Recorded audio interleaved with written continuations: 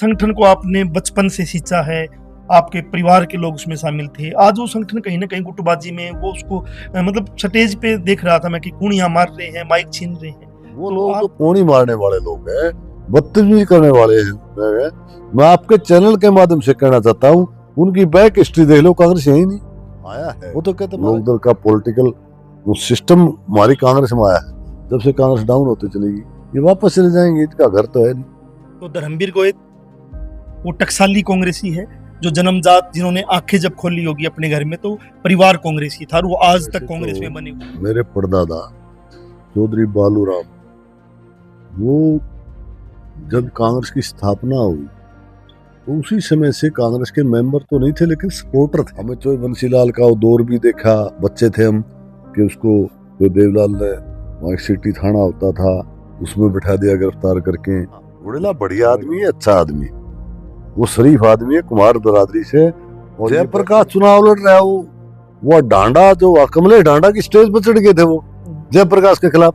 तो उनका जिक्र मैं करना नहीं चाहता, कितना बड़ा नेता हो, सम्मान जरूर करता हूँ, ना पैरा असलाऊं, ना बटरिंग करूँ, ना झूठ बोलूं। दोस्तों, जनमंच पर एक बार फिर से आपका स्वागत है। लगातार हम अलग अलग विशेष मेहमान आपके सामने हाजिर कर रही हैं। कांग्रेस जो वोट चोरी का आरोप लगा के पूरे हरियाणा में प्रदर्शन कर रही है, जिस तरीके से कांग्रेस के नेता राहुल गांधी ने 25 लाख वोट चोरी की बातचीत की थी कि हरियाणा में 25 लाख वोट चोरी हुई है, उसके बाद हरियाणा के अलग अलग हिस्से में प्रदर्शन है। हिसार में एक बड़ा इवेंट हुआ, बड़ा प्रदर्शन हुआ। उस प्रदर्शन के बाद हमें महसूस हुआ कि पुराने जो कांग्रेसी लोग हैं, जो जन्मजात कांग्रेसी लोग हैं, जिन्होंने अपनी जिंदगी की आंख जब खोली तो कांग्रेस के परिवार में थे और आज तक उतार चढ़ाव के बाद भी कांग्रेसी है, जिनको टकसाली बोला जा सकता है, कि जिसके ऊपर एक मोहर लगी हुई है। मोहर लगा हुआ एक पैसा होता है कि वो कांग्रेसी है, वो बदलते नहीं है।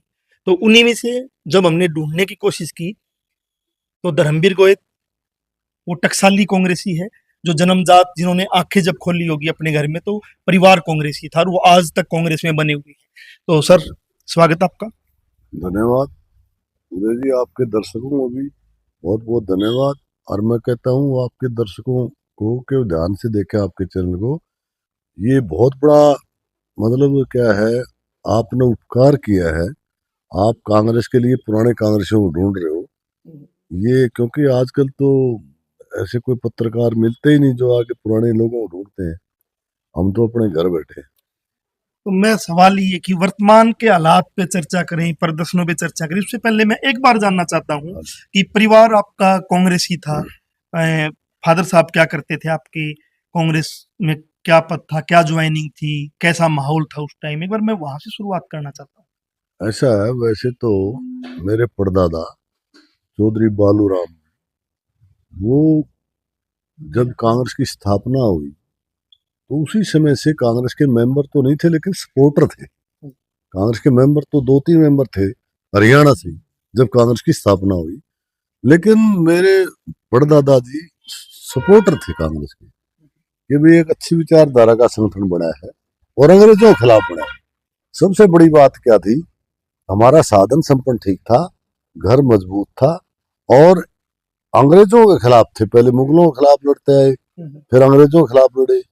और एक नेहरू जी की विचारधारा, जिस नेहरू जी ने बाद में देश आजाद होने के बाद तो प्रॉपर्टी अपनी दान कर दी, तो इस किस्म के विचार थे। वो नंबरदार भी थे, फिर मेरे दादा नंबरदार बने, मेरे पिताजी नंबरदार बने, मेरे पिताजी डॉक्टर भी थे और डॉक्टर थे आयुर्वेद के, डॉक्टर होते खेती करते थे। मेरे ताऊ जी थे फ्रीडम फाइटर थे, चौधरी फतेह सिंह। उनको यहाँ एक मुरबा भी मिला था, 402 प्लॉट मिले हैं, लेकिन उनकी सरेंडर कर दिया जी, हम साधन संपन्न है, मतलब लिया ही नहीं। 4 आदमी ऐसे थे जिन्हें प्लॉट सरेंडर किए थे। उसमें एक तो लाजपत राय थे जो 52 में एमएलए बने, अलगपुरा के, अलगपुरा से तो 80 से एमएलए बने थे 52 में। एक मेरे ताऊ जी थे चौधरी फतेह सिंह जो फ्रीडम फाइटर थे, एक थे रामस्वरूप पंडित बहन के, और एक था ये सुनील सरदाना वगैरह, इनका पंजाबी बरादरी से, इनका कोई दादा था परदादा था, वो फ्रीडम फाइटर थे। तो इन चारों ने प्लॉट सरेंडर ये कह गए थे, कह रहे जी हम साधन संपन्न है, हमें जरूरत है, उनको दो। जो फ्रीडम फाइटर मारे गए लड़ाई में, उनकी विधवा विडो बैठी है, तो ज्यादातर प्लॉट ये विडोज के हैं, 402 प्लॉट है। बरवाड़ा रोड से लेके और ये बाड़समंद रोड तक, ये 5 गांव है। बीरानी हो गया, डंडूर हो गया, बीड़ हो गया, जेडी हो गया, ये आज 5 पंचायतें जो हैं, ये सारे प्लॉट फ्रीडम फाइटर के हैं। बीरानी है, तो मैं आता जाता हूँ, यहाँ सरदार भगत सिंह का फार्म मतलब मैं एक थोड़ा सा दर्शकों के लिए, प्लाट का मतलब ये नहीं था कि कोई 100 गज का ना, प्लाट, 12.5 एकड़, 12.5 एकड़ जमीन सरेंडर कर दी। 12.5 एकड़ जमीन छोड़ दी कि भाई हमें जरूरत नहीं है। 12.5 सारे प्लॉट 12.5 एकड़ के हैं। मतलब एक मुर्गे में 2 प्लॉट बनाए गए थे। तो हमारा तो जी शुरू से रहा, सन 48 में हम हिसार में आ गए थे। घर ठीक ठाक था, साधन ठीक ठाक, मेरे दादाजी पढ़े लिखे थे, 4 पढ़े लिखे थे, मेरे पिताजी डॉक्टर थे, मेरा ताऊ भी पढ़ा लिखा था, एक ताऊ मेरा गांव का सरपंच था, मतलब साधन ठीक था। 9 भाई थे मेरे पिताजी। तो फिर आप कांग्रेस में, ठीक है परिवार कांग्रेसी था, और आप जब एजुकेशन में आए तो कांग्रेस से कैसे जुड़े? उस टाइम कांग्रेस से जोड़ने की क्या प्रोसेस होती थी? देखिए, हम क्या था, पहले तो एक स्टूडेंट विंग होती थी, तो वो उसमें भी काम किया और कॉलेज में भी काम किया। कॉलेज का मैं वो क्या बोलते हैं, बेस्ट वक्ता था। छात्र होते हुए मैं प्रेसिडेंट नहीं बन पाया, क्योंकि मुझे कोई संकोच नहीं है कहने में, मेरे पिताजी गुजर के थे। एजुकेशन में मेरा कंपार्टमेंट आ जाता था, तो मैं क्लियर कर देता था। तो उस कंडीशन थी कि आप प्रधान का चुनाव नहीं लड़ोगे जब कंपार्टमेंट केसेस को। तो मैंने जैसे राजपाल यादव को बनाया, मैंने उसको, एक दूसरा यादव था उसको बनाया। हाँसी पढ़ता था मैं गवर्नमेंट कॉलेज में, और मैं खेती भी करता था। हिसार से जाके मैंने खेती करनी पड़ी, क्योंकि मेरे पिताजी गुजर गए थे, मैं 17 साल का, ये मुझे प्रॉब्लम आई थी। लेकिन कांग्रेस से जुड़ाव शुरू से था।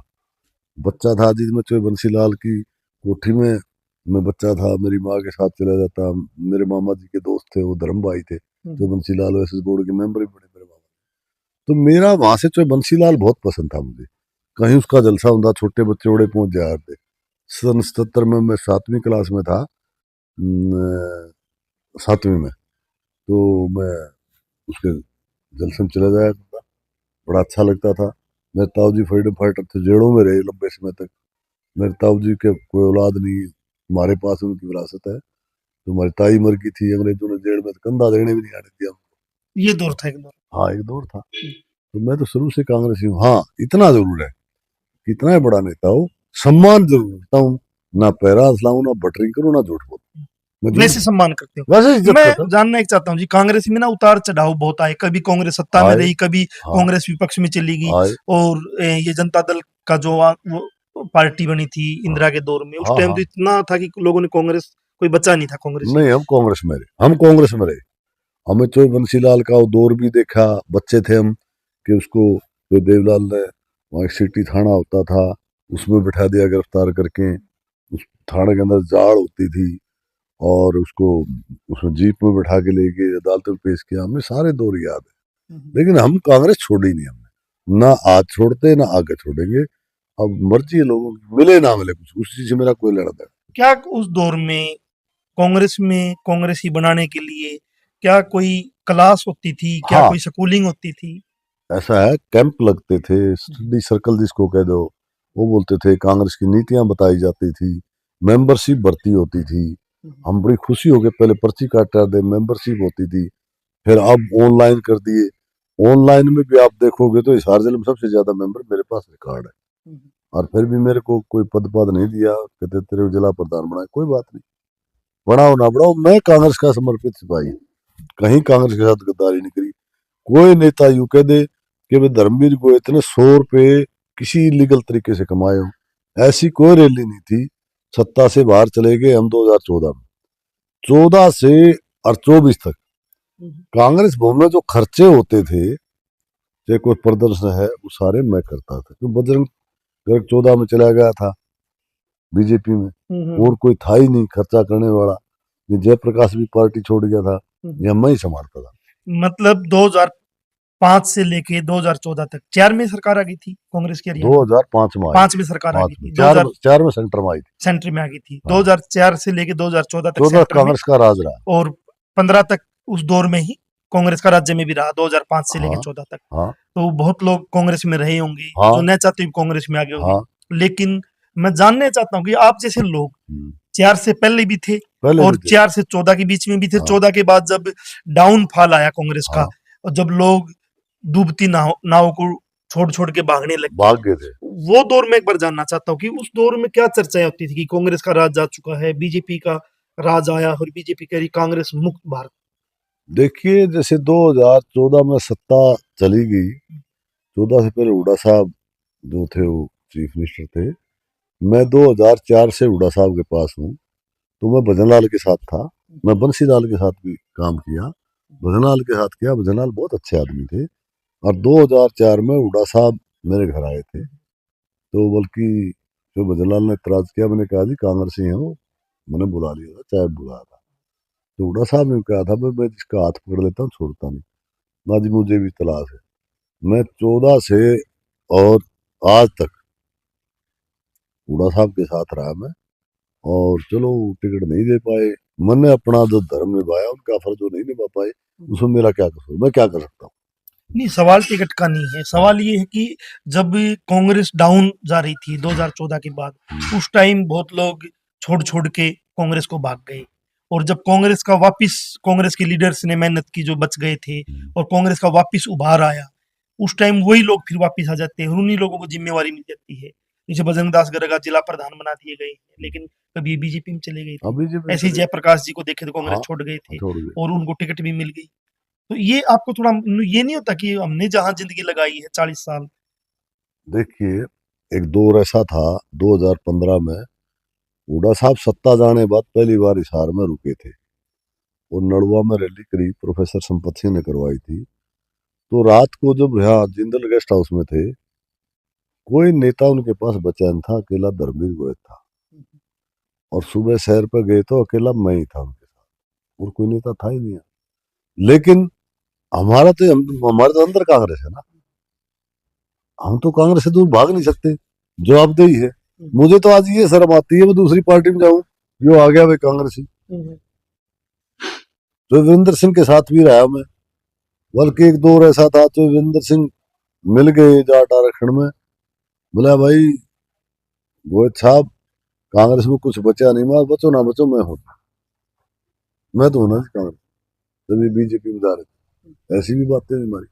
लेकिन दर्द तो होता हुआ ना कि 40 साल के बाद भी एक सम्मान नहीं, टिकट मिलना अलग बात है, टिकट मिलेगी नहीं मिलेगी, वो अलग बात। लेकिन संगठन, जिस संगठन को आपने बचपन से सींचा है, आपके परिवार के लोग उसमें शामिल थे, आज वो संगठन कहीं ना कहीं गुटबाजी में वो उसको मतलब स्टेज पे देख रहा था मैं कि कुड़ियां मार रहे हैं, माइक छीन रहे हैं, तो आपको दर्द नहीं होता?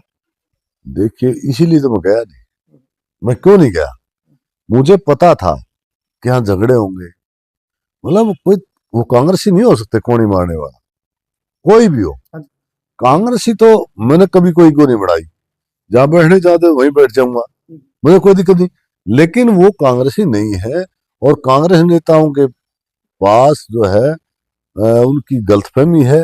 आपको आज बता रहा हूं मैं, लोकदल से जब ये आया है, लोकदल का पॉलिटिकल सिस्टम हमारी कांग्रेस में आया है, जब से कांग्रेस डाउन होती चलेगी, ये वापस चले जाएंगे, इनका घर तो है नहीं, ये तो टेम्परेरी है, ये कांग्रेस नहीं हो सकते। कांग्रेस से बड़ा सभ्य होता है, बोलने में भाषा उसकी ठीक होती है, किसी को गाली देना, किसी को गलत बोलना वो कांग्रेस का काम नहीं है। कांग्रेस तो बहुत सभ्य पार्टी रही है, बड़ी सभ्यता से रही है। कांग्रेस का आदमी हर आदमी मदद करना चाहेगा। अब मेरी से ना बड़ी हो, मेरे खिलाफ टिकट दे दी, मैं टिकट मांगता फिर भी उन्होंने वोट कांग्रेस को गिरा, चाहे मेरे पास आया ना आया, मैं कांग्रेस के बाहर वोट गिरता ही नहीं। वो लोग जो कोणी मारने वाले लोग हैं, बदतमीजी करने वाले हैं, मैं आपके चैनल के माध्यम से कहना चाहता हूँ, उनकी बैक हिस्ट्री देख लो, कांग्रेस यही नहीं। वो तो कहते हमारा क्या लेना देना, वो तो ईस्ट इंडिया कंपनी की तरह आते हैं, एमएलए एमपी बढ़ जाते हैं, अपना फायदा उठा जाते हैं। तो एक वीडियो वायरल अभी चल रहा है, उस वीडियो में वो पहले भी चला था, उसमें पूर्व विधायक बरवाड़ा रणधीर धीरा कह रहे हैं कि कौन घोड़ेला पोड़ेला कुमार की सीट हो जाएगी। क्या कांग्रेस की, मैं जानना चाहता हूँ कि वैचारिकता ऐसी थी कि कोई जात पात की बात करेगा या वो उसको कहेगा कि ये कुमार है, उसको कहेगा कि ये चमार है, उसको कहेगा कि ये जाट है, कोई भी एनीवे, कभी ऐसी, जब क्योंकि आप लंबे टाइम से जुड़े हुए हो, आपने वो दौर भी देखा कांग्रेस का जब स्टडी सर्कल चलते थे, सिखाया जाता था ठीक है। कांग्रेसी होना, आज वो चीजें नहीं है। तो मैं वो दौर जानना चाहता हूँ, कभी ऐसी चीजें थी क्या? ये ऐसी कब से बीमारी है? ऐसी चीजें कभी नहीं थी। ये बीमारी तो अभी आई है, 9 के बाद ये सिस्टम चला, 5 के बाद ये चला, जब लोक दल टूट के इधर आने लग गया। देखिए, मैं उस पर धीरे पर टिप्पणी इसलिए नहीं करूंगा। देखो, अगर मैं गलत काम करता हूं तो उसका दोष मेरे को नहीं, मेरे माँ बाप को जाएगा, क्योंकि संस्कार तो मेरे माँ बाप ने दिए ना मेरे को। अब धीरे के भाई, जयप्रकाश के भाई, जयप्रकाश चुनाव लड़ रहा है, वो डांडा जो कमलेश डांडा की स्टेज पर चढ़ गए थे वो जयप्रकाश के खिलाफ, तो उनका जिक्र मैं करना नहीं चाहता। उनके संस्कारों में कहीं ना कहीं कमी रही है। और छोटे से जमींदार थे वो, आज वो हजारों किले बांटते हैं, आज हजारों करोड़ों के मालिक है। मैं टिप्पणी नहीं करूंगा धीरे ने क्या क्या। हाँ, घोड़ेला बढ़िया आदमी है, अच्छा आदमी है, वो शरीफ आदमी है, कुमार बरादरी से। और ये बैकवर्ड की सीट बनाई गई थी बरवाड़ा की, बैकवर्ड को दी, लेकिन चलो तुम उसकी मदद ना करो, उसकी मुखालफत करने का तो किसी को हक नहीं है। नहीं, मैं तो अगली बात कर रहा हूँ कि जात का कार्ड तो कहीं भी नहीं खेलना चाहिए, किसी के खिलाफ भी नहीं खेलना चाहिए। ऐसा है जी, जाति पाति की बात तो होनी नहीं चाहिए, क्योंकि कांग्रेस की तो थ्योरी जाति पाति तो नहीं थी, कांग्रेस का आधार ऐसा है जी, बराबरी था। ऐसा जी। कांग्रेस में कभी जात पात नहीं होती थी। मैं आपको ऑन रिकॉर्ड बता रहा हूँ, मेरे ताऊजी जो फ्रीडम फाइटर थे, उनके दोस्त थे उमा शंकर दीक्षित, उसकी कोठी में ठहरते थे, पंडित की कोठी में ठहरते थे। और एक हेमवती नंदन बहुगुणा थे, वो मेरे ताऊजी के दोस्त थे, जो जगजीवन नाम से भी अच्छी थी उनकी, तो बहुत बड़े आदमी थे वो। तो ऐसा जात पात आज भी मेरे घर में नहीं है, आज भी मेरे घर में नहीं है। मैं तो वाल्मीकि मेरे घर में नौकर रहता है। हमारा जो था, जब हम गांव में रहते थे, हमारे एक वो थी, वो मुसलमान की एक लड़की थी, वो पार्टीशन के टाइम में हमने नहीं जाने दी, उसको रखा। मतलब तो संस्कार है परिवार। संस्कार थे परिवार के। हमारे घर में जात पात कभी नहीं थी। और आपको नई बात बता रहा हूँ, मेरी बेटी चली गई पढ़ने के लिए एमसीएम कॉलेज चंडीगढ़। वो पंजाब की लड़की ने पूछा, भाई आपकी जाति क्या है, बोला कास्ट क्या है आपकी। तो मेरी लड़की ने कहा, जी हम तो गोयत हैं। बोला गोयत तो तारा सब कास्ट है, कास्ट के। छोरी ने मेरे पूछा, बोला पापा आप जाट आ गए। मैं हाँ बेटी जाट आ। मेरे घर में कोई बात नहीं होती जात पात की, ये बड़ी बात। मेरे घर में जात पात का कोई मतलब नहीं। मिर्चपुर के वाल्मीकि यहाँ आते थे मेरे पास, आज भी आते हैं। मैंने फैसले करा, मेरे पास आते हैं, सारे वाल्मीकि आते हैं मेरे पास। आपको नई बात बताता हूँ, आपको मैं आपको टेलीफोन में दिखा दूंगा। अभी दिवाली के दिन 7 मौलवी हैं, 7 मस्जिद है, सातों के सातों इकट्ठे होके मौलवी मेरे को दिवाली की बधाई देने आए। और मैं एक ऐसा हूं, मेरी अभी बेटे की शादी थी अभी पीछे, तो दिसंबर को, 17 दिसंबर को, पिछली साल, अब दिसंबर आएगा, 7 के 7 मौलवी मेरे शादी में थे। वो 7 के 7 मौलवी, किसी और के साथ तो हमें बताओ, मेरा कोई फर्क नहीं, मैं उनकी ईद पर जाता हूँ। ये तो आपका परिवार का और कांग्रेस का जो आधार, उसका संस्कार है। उसके संस्कार लेकिन आज जो हालात बने हुए कि आपके जो नेता है राहुल गांधी, वो लगातार लड़ रहे हैं, लगातार मुद्दों पे लड़ रहे हैं, लेकिन निचले स्तर तक जैसे जैसे आंदोलन आता है तो निचले स्तर पे गड़बड़ेशन है, उसको संगठन क्यों नहीं रोक पा रहा? गुटबाजी जो बहुत ज्यादा चरम सीमा पे चली गई है कि जिला प्रधान अलग कार्यक्रम कर रहा है, ग्रामीण वाला अलग कर रहा है, स्टेज पे आए तो वो माइक छीन रहा है, वो उसके खिलाफ बोल रहा है, कोई कूनी मारा। तो ये गुटबाजी कैसे खत्म हो? मतलब मैं आपसे इसलिए जानना चाहता हूँ कि आपने 40 साल अपनी जिंदगी के कांग्रेस में लगाए हैं और दुख भी होता होगा आपको, तो ये ठीक कैसे हो? देखिए, ये शीर्ष नेतृत्व का काम है। शीर्ष नेतृत्व जैसे इंदिरा गांधी थी, बहुत बोल्ड थी, 1 मिनट में आदमी ने मार कराया थी। राजीव गांधी थे, बहुत बोल्ड थे। ये क्या है, राहुल जी ईमानदार है, वो लगा हुआ है। लेकिन राहुल जी खुद इतने बड़े देश में कैसे बनाए, जिला प्रधान नीचा संगठन, राहुल जी जिसको भी संगठन की जिम्मेवारी देता है, संगठन सर्जन की, उन्हीं में गड़बड़ हो जाती है। वो राहुल जी वो बनाते वक्त ये पैमाना नहीं देखते कि कौन कांग्रेसी, कौन गैर कांग्रेसी, कौन पुराना, कौन नया, किसने पार्टी के लिए क्या किया, ये चीज नहीं देखते। उससे आज नतीजा ये होता है कि अब पहली बार मैं आपको बताऊं, मुझे बड़ी शर्म आई, मैंने भाषण भी दिया था। हमने इंदिरा गांधी जी की पुण्यतिथि, सरदार वल्लभ भाई पटेल का जन्मदिन था, बनाई। एक ही पहली बार 93 में ये चौधरी भजलाल ने ये बनाया था कांग्रेस भवन। बहुत अच्छे आदमी थे, रामजी लाल पंडित जी थे और पंडित रामनारायण कौशिक प्रधान होते थे। तो उन तीनों के सहयोग से भजनलाल जी ने बनवाया था।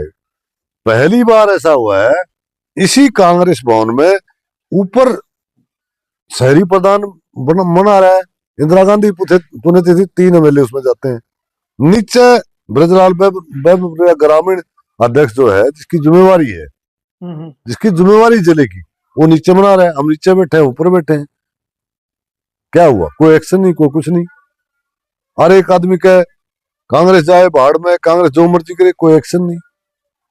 अभी कल अखबारों में पढ़ रहा था, अनुशासन समिति बनाई है, वो बोला उसमें ये केस जाएगा, वो क्या तमाशा कर रखा है। मैं एक और जानना चाहता हूँ जी, कांग्रेस का राज्याध्यक्ष बना दिया राव नरेंद्र सिंह को, क्या कभी जैसे अभी यहाँ आया तो मुझे नहीं लगता कि आपसे बातचीत की होगी, क्या कभी कोई चर्चाएं करते हैं संगठन को कैसे बनाने की, क्योंकि पुराने लोगों से चर्चाएं करेंगे, ऐसी चर्चाएं आपसे कभी किसी की इन्होंने? नहीं की। ऐसा राव नरेंद्र को मैंने बधाई दी थी, उसने ये कहा था कि मैं इशार आऊंगा जब आपके घर चाय पीऊंगा, लेकिन वो किसी व्यस्तता के कारण नहीं आए। मैंने उसको बधाई दी, मैंने उसको सपोर्ट किया, बड़ा अच्छा हो गया जी, आप सबको साथ लेके चलो, सबका साथ अच्छा रहता है। लेकिन देख ये रहे हैं कि यहाँ ये 3 विधायक कांग्रेस के हैं, वो चौधरी ब्रजेंद्र सिंह की यात्रा चल रही थी, उसमें भी कोई नहीं दिख रहा था उन 3 विधायकों में से। उसके बाद अभी ये प्रदर्शन हुआ तो कुमारी सैलजा जो कांग्रेस की बड़ी लीडर है, उसका कहीं फोटो नहीं दिख रहा। ये विवाद कहीं ना कहीं जो चल रहा है, तो ये विधायक कांग्रेस के हैं या किसी खेमे के हैं, या इनकी जिम्मेवारी नहीं बनती है कि मतलब ये गुटबाजी खत्म हो? देखिए, मैं ये चाहता हूँ, मैं आपको स्पष्ट करना चाहता हूँ उदय जी, मैं कुछ छुपा के नहीं कहता। मैं ये कहता हूँ कि हमें सभी नेताओं के पास जाना चाहिए, सीनियर नेता को नेता मानना चाहिए। अब मैंने इस चुनाव के बाद मैंने फैसला कर लिया, मैं हर नेता के पास जाऊंगा। मैं किसी गुट में नहीं हूं, मैं कांग्रेसी हूँ। चीफ मिनिस्टर कौन बने कौन बने, इससे मेरा कोई लेवल नहीं, ना मैं इसको डिसाइडिंग फैक्टर हूँ। लेकिन मैं कुमारी शैलजा हो, चाहे भूपेंद्र हुड्डा हो, चाहे रणदीप सुरजेवाला हो, चाहे वीरेंद्र सिंह हो, चाहे कैप्टन अजय यादव हो, चाहे और कोई भी हो, इन इवन के कुलदीप शर्मा हो, करण दलाल हो, कोई भी हो, मैं सबके पास जाता हूँ, सबके पास जाऊंगा। मैं कांग्रेसी हूँ, मैं रंगलावड़ी भेड़ नहीं बनना चाहता। एमएलए बन गया, बुद्धि तो विकसित नहीं हुई, बुद्धि तो विकसित नहीं हुई, एमएलए जरूर बन गए। एक दौर था, मुझे कहने में कोई संकोच नहीं है, 2018 में भूपेंद्र हुड्डा जी और शैलजा जी का मनमुटाव था, मैंने मध्यस्थता करके ये किए थे। रणजीत सिंह और हुड्डा जी का मनमुटाव हो गया, मैं बिठा के इकट्ठे मैं बातचीत करवाई थी। मैं बहुत बड़ा आदमी नहीं हूं, लेकिन पंचायतों के संस्कार है, पंचायती संस्कार मेरे अंदर है। मैं खाप कोऑर्डिनेटर रहा हूँ, पूरे भारत का खाप कोऑर्डिनेटर रहा हूं मैं 12-13 साल। मैं जोड़ता हूँ, खापों में झगड़ा हो जाता है, कोई खाप बहिष्कार कर देती, वो समझौते मैंने करवाए। चाहे किसान आंदोलन हो, वो मैंने करवाया, जाट आरक्षण हो, वो मैंने करवाया, मिर्चपुर मैंने करवाया, थुराना का मैंने करवाया, अगरवा का किसान धरना मैंने उठाया। मैं निस्वार्थ पार्टी की सेवा मतलब एक करने। पंचायत के तौर पे आपकी हाँ, भूमिका रहती है, मेरी आपने कहा भूमिका है जोड़ने की। जोड़ने की। तो मैं उसी पे आ रहा हूँ कि कांग्रेस के एक दौर में स्टडी सर्कल चलते थे, गांधी पे सेमिनार हो रहे हैं, जवाहरलाल नेहरू पे सेमिनार हो रहे हैं, उनकी नीतियों पे बात हो रही है। आज जो वो खत्म हो गई है, क्या आप प्रयास करोगे कि इन चीजों पे भी काम हो? मैं प्रयास करूंगा उदय जी, मैं आपको बताऊं, मैं पूरी कांग्रेस को मैंने संकल्प लिया है। 1 साल पहले बरवाड़ा में गुड़िला जी ने एक मीटिंग बुलाई थी, उसमें मैंने बाकायदा माइक से अनाउंस किया था कि सभी नेताओं को एक करने का मैं प्रयास करूंगा। मेरी टीस है, एमएलए एमपी छोड़ो बात, कौन बनता है कौन नहीं बनता, मुझे टिकट मिले ना मिले, मैं उस चीज से दूर चला गया।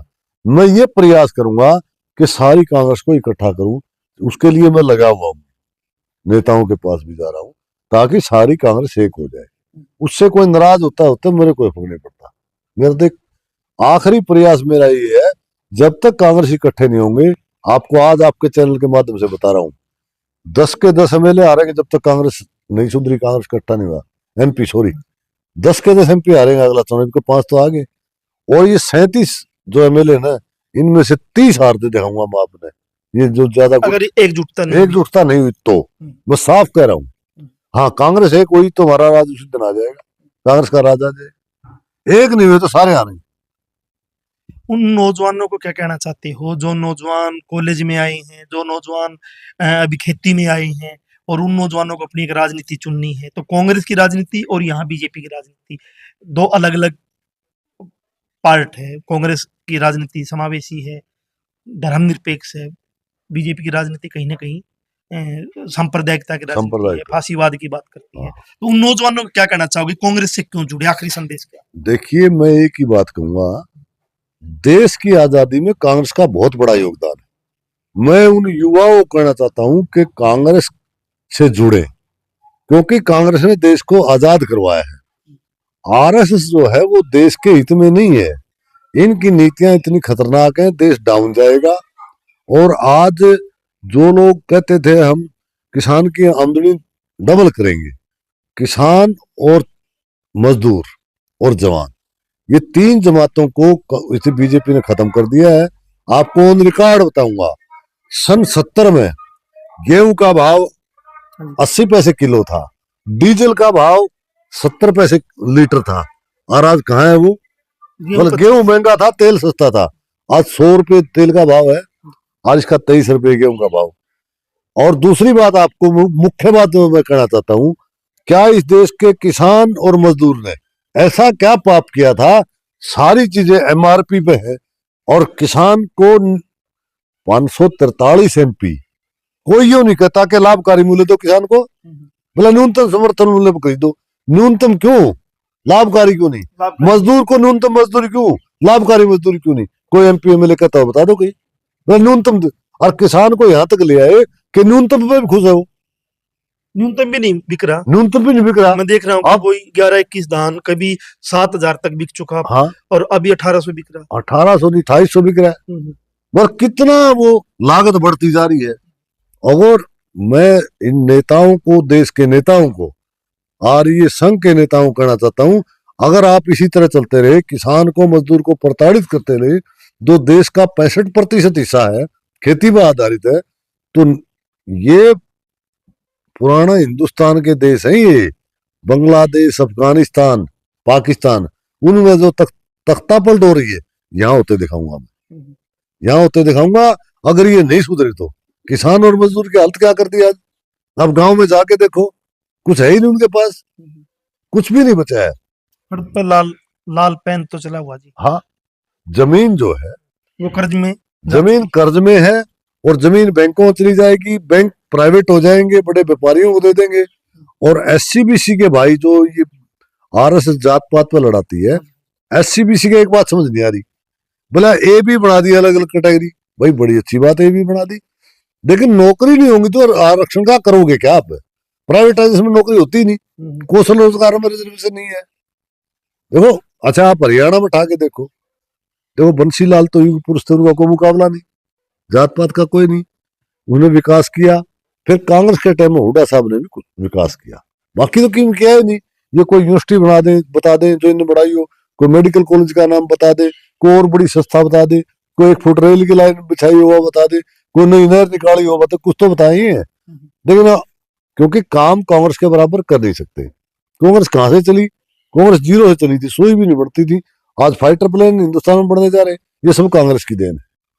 अब कौन समझाए? सब कांग्रेस की देन है। और धर्मवीर गोयल जी ने जिस तरीके से बातचीत की शुरुआत की थी कि इनके दादा, इनके ताऊ वो कांग्रेसी है जिन्होंने आजादी की लड़ाई भी लड़ी है और त्याग भी किए हैं, जेल में भी रहे हैं, और उसके बाद से आज तक की कांग्रेस में क्या उतार चढ़ाव आए और ये कहाँ खड़े रहे, इन्होंने बताया है। और संकल्प भी है कि कांग्रेस को एक करेंगे। कांग्रेस के नेताओं की जो फूट है, गुटबाजी है, ये कोशिश करेंगे ईमानदारी से कि वो कम हो। कम नहीं होगी तो क्या दुष्परिणाम होगी, उस पर भी इन्होंने बातचीत की है कि परिणाम जो अभी आए हैं 2025 के चुनाव में, 24 के चुनाव में, वो शायद आगे 29 के चुनाव में और खराब हो जाएंगे, गुटबाजी ऐसे रही तो। इसी के साथ में जो भारतीय जनता पार्टी की जो सरकार है, वो लगातार वादे करके आई थी, उन पे भी इन्होंने बड़ी स्पष्टता से कहा है कि किसान मजदूर का जिस तरीके से दमन किया जा रहा है, आर्थिक दमन किया जा रहा है, सामाजिक दमन किया जा रहा है, और उनको चाहे वो SC A को B को लड़ाने की बात है, चाहे जाट गैर जाट के नाम पे बांटने की बात है, लड़ाने की बात है, उससे इस हरियाणा को, इस देश को कितना बड़ा नुकसान हो रहा है, उस पे इन्होंने स्पष्टता से बातचीत की। और खासकर आरक्षण की जो इन्होंने कहा है कि SC A और B बननी चाहिए, कोई समस्या नहीं है, लेकिन आरक्षण नहीं बचेगा, सब प्राइवेट हो जाएगा, तो फिर आरक्षण कहाँ लोगे, तो उनको भी एक संदेश दे रहे हैं कि सबको मिलकर लड़ना चाहिए, तभी आप नौकरियों में फायदा उठा पाओगे, तभी आप अपनी फसल अच्छे से बेच पाओगे। और हर मुद्दे पे इन्होंने स्पष्टता से बातचीत की। तो सर आप हमारे साथ जुड़े और हमें भी अच्छा लगा कि हम एक कांग्रेसी से उससे बात कर रहे हैं जिसका परिवार कांग्रेसी रहा है और वो भी कांग्रेस में नफा नुकसान न देखते हुए आज तक बने हुए। तो जुड़े इसके लिए आपका बहुत बहुत धन्यवाद। थैंक यू भाई साहब। बाकी मैं लास्ट में एक बात कहना चाहूंगा कि देश को जागना चाहिए, जात पात का जहर दूर करना चाहिए। जाति धर्म ये कोई अच्छी चीज नहीं होती। ये तो पुराना हिंदुस्तान छोड़ के आप विदेश में जाओ, वहां कास्ट है ही नहीं। यहाँ क्यों, यहाँ किस लिए,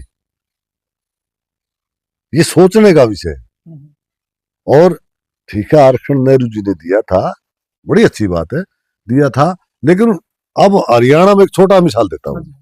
हरियाणा में बस किलोमीटर स्कीम पर ले आए और कांग्रेस के टाइम पे बसों का तो बंसीलाल ने प्राइवेट से राष्ट्रीयकरण किया था, राष्ट्रीयकरण किया था। एक बस पे 18 आदमियों की एवरेज आती है। 1000 बस है तो 18,000 का स्टाफ होता था। बस प्राइवेट कर दी, किलोमीटर स्कीम पर ले आए। पटा कमानी वाला गया बेरोजगार हो गया, पेंशन वाला बेरोजगार हो गया, तेल डालने एक कंडक्टर है जी, बाकी सब प्राइवेट। एक कंडक्टर, बाकी सब प्राइवेट से बाहर डलवाए। रोजगार कहाँ गए, रोजगार तो खत्म हो गए। 18 ही जगह एक आदमी रह गया। तो ये सोचने का विषय है। SC-BC के भाइयों ने सोचना चाहिए। अभी तो जाट गैर जाट लड़ा है, अपना उल्लू सीधा किया। और मिलके लड़ना चाहिए, मिलके, क्योंकि चाहे जाट है चाहे गैर जाट है, जो किसानी जाति है, जो मजदूर के जो संगठन है। अरे कौशल रोजगार में लाख रोजगार दे दिए थी, उसमें आरक्षण तो नहीं है। सोशल रोजगार में आरक्षण है ही नहीं। वो तो बता दो आप, कौशल रोजगार किस लिए। और एक आदमी का तो मतलब हल हो गया। एक आदमी वो जो 70,000 JBT तनख्वाह लेता था, वो 13,000 में मिल गया, 12,000 में मिल गया, 18 में मिल गया। और कर्जा कितना चढ़ा दिया प्रदेश के। जब हुड्डा साहब ने छोड़ी कांग्रेस से, कांग्रेस ने रात छोड़ा 14 में गया, 70,000 करोड़ का कर्ज था। उसने प्लांट भी लाए, बिजली की यूनिवर्सिटी बनाई, रोड भी निकाले। इनने क्या किया, इन्होंने सरकारी कंपनियों को बेचा है। ऑन रिकॉर्ड है, बीजेपी ने सरकारी कंपनियों को, चाहे वो BSNL है, चाहे भेल है, चाहे हमारे दूसरे सरकारी कंपनी थी, उनको बेच के वो अपने कहावत है ना कि बाबू ने जमीन जोड़ी थी, बेटा बेच बेच के 5 स्टार होटल में घूमने लग गया। कहावत यहाँ पे। एक आपको हरियाणवी मिसाल बना देता हूँ। जेठ में दूध कम हो जाता, माँ नाट जाती। जो जिस घर में चटनी मिर्च कूट के और उस गला रोटी खा के गुजारा कर लिया, वो घर बसते रहे। और जो घी मोल लेके पीगी ना, उसका गुजारा नहीं हुआ, कर्जे में चले गए। अब आड़ती का तो क्या, आड़ती तो छठे भी नहीं साहब। लेकिन अपना तो समस्या है घना की, मैं वो कह रहा हूँ कि बाबू तो जमीन जोड़ जोड़ के मर गया जी। बेटा जमीन बेच के थार गाड़ी लिया आया, बुलेट लिया आया, और लोग बोले विकास हो रहा है जी, मजे ले रहे, लेकिन वो जमीन बेच दी। ऐसे ही बीजेपी कर रही। देखिए ऐसा है, कुछ ना कुछ सोचने का विषय है। हमारा साधन ठीक था, बचपन से शुरू से हमने अच्छा देखा। सन 52 में मैंने ट्रैक्टर देखा, मैंने खेती भी करी, बळद भी थे, बाड़ी आड़ी मैंने आड़ेड़ी है। मेरे पिताजी गुजर गए थे, हालात खराब हो गए थे, तो मैंने मेहनत की है। लेकिन मैं देखता हूँ जैसे किसान आंदोलन में अक्सर आप मिलते रहे हैं। मैं देखता था कि आप स्टेज पे कभी नहीं बैठे देखे, पब्लिक में बैठ जाते। पब्लिक में बैठ जाता हूँ। मुझे, मेरे अंदर कोई इन्फीरिटी कम्प्लेक्स नहीं, कोई सुपीरियरिटी कम्प्लेक्स नहीं। ये जो नए नए नेता बढ़ते हैं, इसमें हर तरह का कम्प्लेक्स होता है, समझे। मैं तो घर में कपड़े दूंगा, ये धोबी का प्रेस करवाओ वही दिलवाते हैं। मांड देंगे, मांड दे, मैं बिना मांड का पैरूं भाई। तो धर्मवीर गोविंद जी हमारे साथ थे और बड़ी बेबाकी से और ईमानदारी से इन्होंने बातचीत की है। फिर किसी विशेष मेहमान के साथ हम हाजिर होंगे, तब तक के लिए शुक्रिया।